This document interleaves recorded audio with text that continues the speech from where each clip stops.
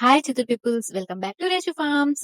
నేను ఈ మంత్ కి నా బిజినెస్ స్టార్ట్ చేసి ఇది 1 ఇయర్ అయింది. బట్ ఇప్పుడు 2, 3 మంత్స్ గా బాగా పికప్ అయింది. బాగా చాలా ఆర్డర్స్ వస్తున్నాయి. అండ్ ఫస్ట్ నుంచి కూడా నాకు రిపీట్ కస్టమర్స్ ఉన్నారు. అది మాత్రం పక్కాగా.